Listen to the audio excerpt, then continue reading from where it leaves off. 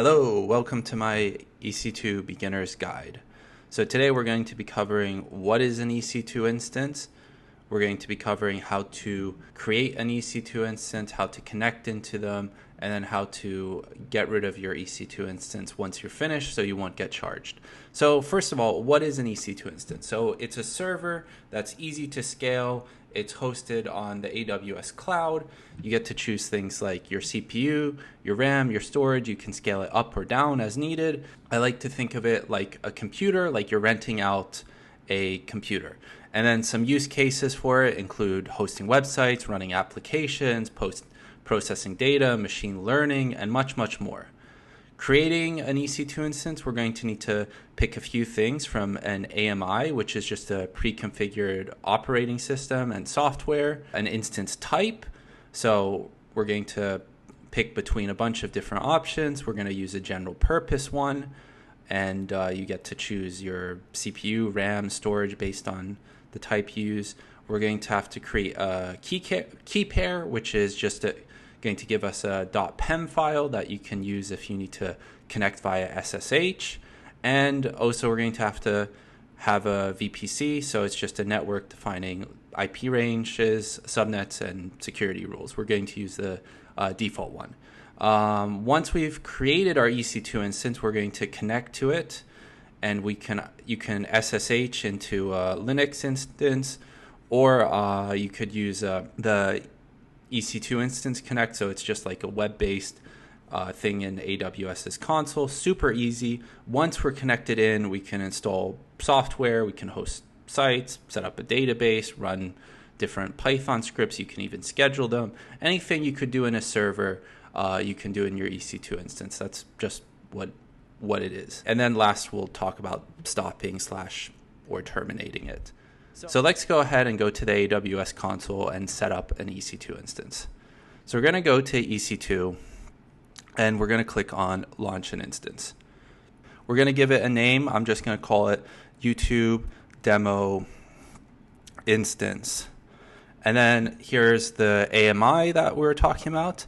I'm going to stick with the Amazon Linux option, but you can see you have Mac, Windows, Ubuntu. So depending on your needs, you might need a different operating system.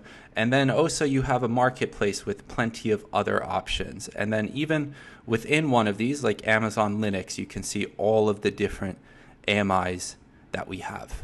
So I'm going to use this one, the Linux 2023 kernel. It's just the one I'm most familiar with using personally. And I like that the Amazon version has a very easy way to connect into your instance once you're finished, which is very beginner friendly. All right, we scroll down. We have another important decision, which is our instance type. And you can see there's information on the charges. This one is free tier eligible, the T2 Micro. So I'm going to stick with that. But you can see there's much larger options if you needed them, and then they get a lot more expensive. And then if you'd like to learn more about instance types and the different options, you can click on Info. And then if you click this link here, the Amazon EC2 Instant Types links, you'll go to here and you'll get a description on them. And then what's useful is if you scroll all the way down, you'll get to see the different families and what they're useful for, from general purpose, compute, memory, storage, and more. And you can see the one we're using down here, the T2, is in general purpose. All right, so we'll scroll down. Next, we have our key pair. So we're going to need to create a new key pair. And you just give it any name. So key pair, don't lose, whatever you want to call it. And then we'll leave this as these settings, RSA, and we want .pem. And then we'll click create key pair. There is our key pair that just downloaded. If you ever need to connect via the terminal, you'll need that. That's definitely useful. So make sure you save that somewhere safe. We have our VPC here, and we have options on what traffic we're allowing. And I'm just going to leave this with the default security group here. But you can change. This is something you can configure. All right, scrolling down further, we have the storage type, and what Amazon uses are EBS, so elastic block storage. And something we'll get into is actually when you stop your instance, your EBS is still live, so you can still get charged for that, the storage, even though you stopped your instance. So we'll talk about why you might want to terminate to avoid any charges. So we can leave this as a default, but you can also, if you want, you could also create, you can add new EBS volumes for more storage. And then the last thing we have are advanced details, which have all sorts of settings like termination protection and scaling, and so a lot of different things beyond the scope of a beginner video though. So we'll leave this as is, and we're just going to go ahead and launch this instance. So you can see the instance is launching right now. And if we go into instances, and you can see here's our instance right now, it's pending. So this might take a minute or two before it's running. All right, so after a minute, you can see it's now running. And if we click on the ID, we'll go into the instance and we'll get details about it. So you can see here we have all the details from the public IPv4. We have the instance type here, and we have monitoring options, security, networking. We have storage. Anyway, a lot of different things that we get shown here, but the important thing we want to do is connect into our EC2 instance. So if we click on connect, and we're going to click, since we're using an Amazon's AMI, we can click EC2 Instant Connect and just click again connect here, and this is going to take us into the console here. And in here you can run all sorts of commands that you would on any other server, and you can install things in here. So you can install things like, say you wanted Python, could sudo yum install Python 3,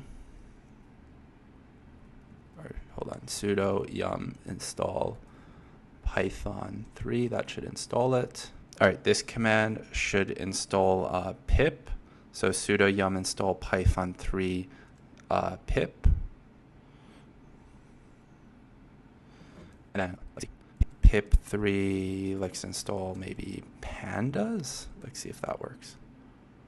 Okay, yeah, so we're installing pandas. So I just wanted to give a brief demo here that you could go ahead and install things like Python, or you can install different Python packages, and you could create a database here. There's all sorts of stuff that you could do inside of here. But now let's talk about stopping this instance. So how can we do that? So if we go back to instances, and I'm going to filter just to running instances, and if we select our instance and click instance state, we have stop instance and terminate instance. So if you stop the instance, it's going to turn off. It's not going to be doing anything. You're not going to be charged for the EC2 hours, but you still can get charged for your EBS storage. So if you want to be sure that you're not going to get charged at all, what we want to click is terminate delete instance, which is going to get rid of it forever. So it's saying right here, storage on any local drive will be lost, which is fine. We don't want to keep the storage because we don't want to be charged. So we're going to terminate, and it's so successfully initiating termination, and it's going to take a second to terminate. Anyway, I hope this video was helpful. I have an entire playlist on EC2 instances if you'd like to learn more, and I go through some more examples and working with other AWS services from S3 buckets, showing Airflow, Streamlit apps, and much more. So definitely suggest watching these if you'd like to a bit more of a guide than just the beginner basics. Anyway, thanks for watching. If you found this video helpful, please give me a like. And if you found it really helpful, feel free to subscribe. I'll have more videos like this coming soon.